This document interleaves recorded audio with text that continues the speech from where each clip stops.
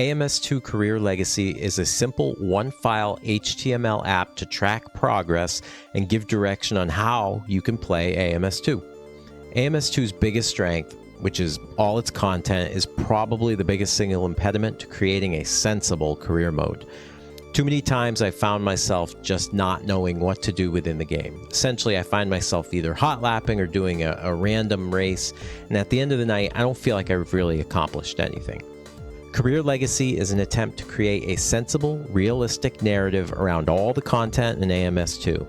Not only does it track your progress, but it suggests your next races, it awards cars and tracks as you progress, and it even awards achievements. I call it the first race sim-driven, roguelike, gacha game business simulator. The whole program revolves around a fictional character, Carol Cunningham. He's an auto entrepreneur, and he wants to turn his part-time race prep shop into a thriving business.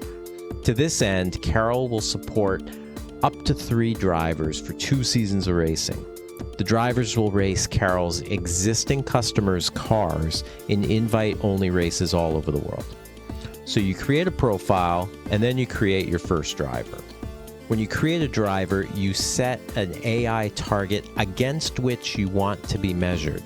This isn't the AI level you have to race against, it's something against which you're going to be compared. Once your first driver is created, the player's taken to the dashboard where there are just a bunch of stats.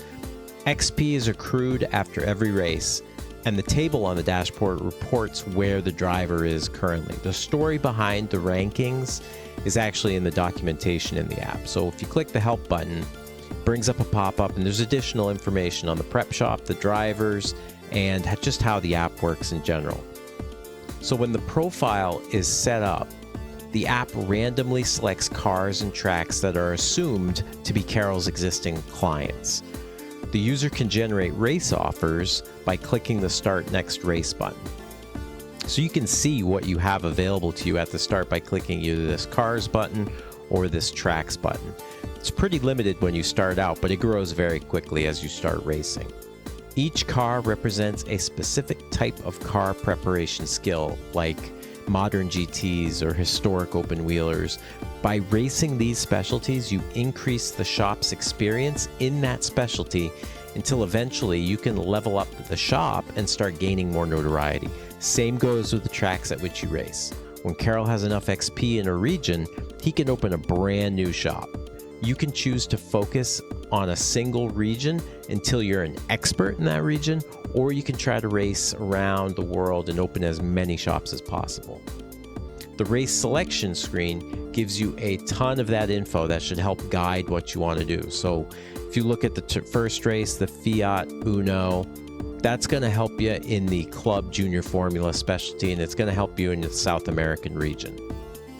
There's a lot of content that's behind the DLC paywall, so you can filter that out by clicking either Car Not Owned or Track Not Owned.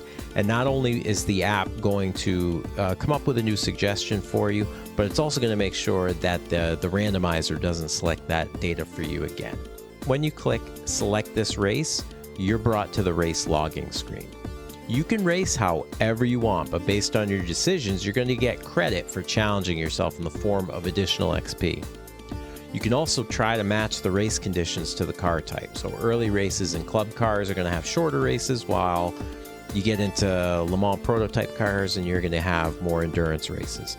Longer races give you more XP, as do night races and mixed weather races.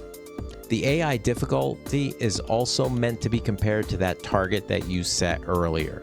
If you have a target of 97 and you raced at 99, you get bonus XP.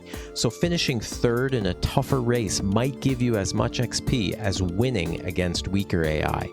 Again, race how you like. Me, sometimes I like starting at the back against weaker opponents and seeing how many cars I can pass. If you don't win, life goes on, the game goes on. If you crash, yeah, not great, but your career isn't over. It's not all or nothing. Take advantage of the game, take advantage of the content and all the flexibility that it has built into it. Have fun racing, but also get rewarded for it. After you log your race, you get a new pop-up.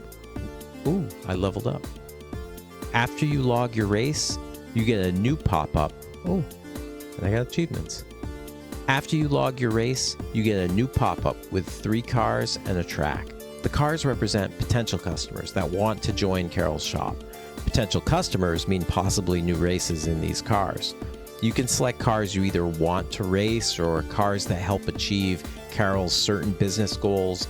The track at the bottom also gets added regardless. Also important, there are 7 trust levels of cars and 5 trust levels of tracks. After you prove yourself, after a certain number of races, you get offered better cars and tracks. It should be noted that once you go from trust level 1 to trust level 2 for cars, you won't get offers to drive level 1 cars anymore. And the cars you get offered after a race will represent either the level you're at now or the next level after that. So you can see the Metal Moro is level 2, and then I have another level 2 car, and then the Formula Retro at the bottom, it's going to be my level 3 car. That way I'm always going to have something to race even if I get promoted. And that's it. Each driver's arc lasts 70 races, and you can field up to 3 drivers. When a driver's run is over, Carol will help fund that driver's professional career. So after 70 races, you can see that professional plan for that driver, and it will be based on that driver's success and his preferred type of racing. So maybe you'll be headed to IMSA's LMP2s, or maybe you'll be off to Indy's NXT series. Every achievement and milestone earns points towards your profile as well. So assume you manage 210 races across 3 drivers.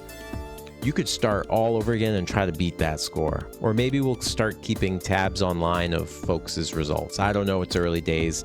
We'll see how many people enjoy this. But I hope you all enjoy, and I hope this helps give your time in AMS2 a little bit more direction and flavor.